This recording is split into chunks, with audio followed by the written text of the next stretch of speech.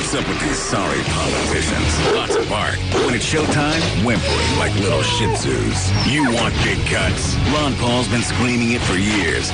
Budget crisis? No problem. Cut $1 trillion year one. That's trillion with a T. Department of Education? Gone. Interior, Energy, HUD, Commerce? Gone. Later, bureaucrats. Recent campaign ad from Ron Paul. It's interesting, this, because I follow what you say about how you get out of tough times. And it's probably completely opposite to how Barack Obama's doing it. And yet today, we saw jobless figures which are the best since he became president. Do you give him credit for that? Do you think he's doing a good job in reducing the jobless figures? Or how would you summarize your feelings? I wouldn't give them too much credit. Of course, everybody should be pleased that there are more jobs now than there were a month ago, but they're pretty puny to what we should be doing. But if you look at those figures and dissect them out, they're not all that glamorous, because during that last month, 1.2 million people dropped out of the workforce. So if you get 200,000 new jobs and 1.2 dropped out, you still lost 1 million jobs. So if you take that into consideration, you can't turn these people into non-people. You can't fudge the figures, and that's what politicians do. I understand. Wait, let me try to finish that. If you do that, actually, the unemployment rate is 11%, not 8.5. It went up rather than gone down. If you count these people. Isn't there a people. problem here, though, that if all the Republicans keep dumping on what are apparently good figures, then the momentum, the positivity that America needs to get itself out of recession gets stymied a bit. I mean, I'm going to read you a quote here, which I thought was classic. Can I answer that? Well, let me just read you this quote. This is from Jeb Hensarling, who's a Republican representative. He said, "Today is an indication of another failure of his president's policies. 36 months in a row of 8% plus unemployment," which is a ludicrous way of spinning it. How can you say this is another example of a president getting things wrong on a day when actually the official figures, whichever way you dress them up, are positive? Isn't the better thing, the more, I suppose, the more credible position for Republicans to say, I am encouraged by this, but he should have gone further?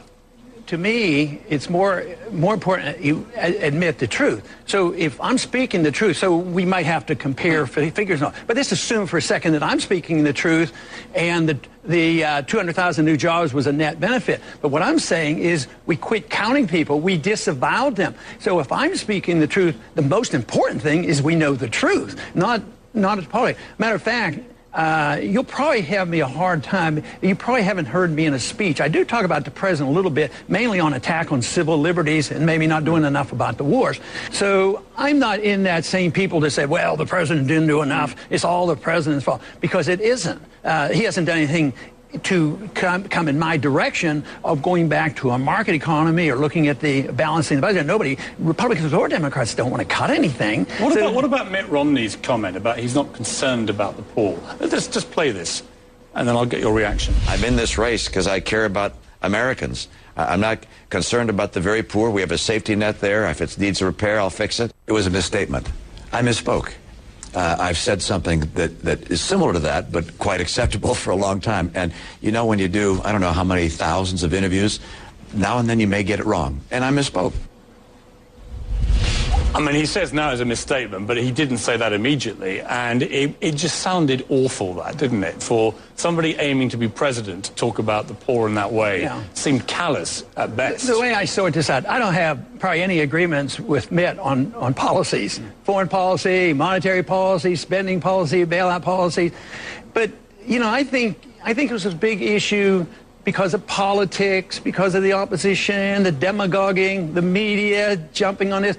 And actually, I think I ended up probably defending him more than he defended himself, because I don't believe for a minute that if Mitt Romney was sitting here, that if he released everything in his heart, he says, you know what, the truth is, I really don't care about poor people. No, but I don't believe that. But what he did say unequivocally is that they wouldn't be a priority, and I found that extraordinary. If I was president, which I'll never be because I'm British, the poor would be my absolute priority. Okay. Would they be yours? If that is your number one priority, if you listen to what I've been talking about and understood free market economics, you would say the most important thing you can do is give them a sound currency, limited government, free markets, contract rights, don't bail out anybody, no privileged classes, and that's when the poor would get the benefits. That's when the jobs would come. But this whole fallacy of saying that we have to see, I'm concerned about the poor more than anybody or as much as anybody, but I don't think robbing one group and giving more money to the poor and saying, well, you can have your house, just pay the bills, but he can't do it. So it's a failed policy. Yeah, but when you have good intention, but the good intentions don't solve our problem. When you have someone like Warren Buffett, one of the richest, most successful men in history, begging to be taxed more, publicly saying, tax me, give the money to those who don't have it. What is wrong with that? And, well, let them pay. Remember going around, there was what is wrong with having a tax system which just taxes people like him more? It destroys the economy if you just... He says it doesn't.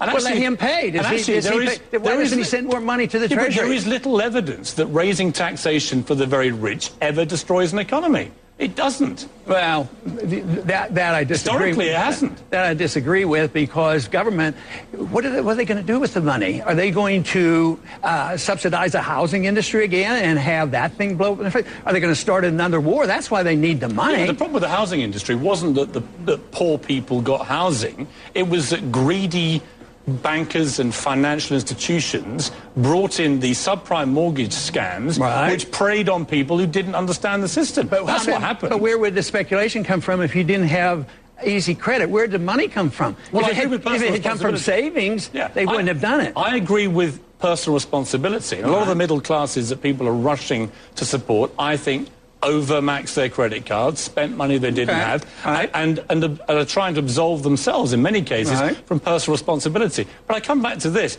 When Mitt Romney said what he said about, I'm not concerned with the poor, I really felt offended for everybody in America. I was like, you've got to have a president. You've got to have a president who prioritizes the poor, haven't you? Okay. Now, if I'd have been confronted with that, the answer would have been different. But the answer would have been different than your answer. You would want more government and more spending. I would have said, that is my deep concern. If you are a true humanitarian, if you care about the poor people, and if you care about not shrinking the middle class, like is going on right now, we're getting more poor and the shrinking of the middle class, you cannot do it without looking at the monetary policy.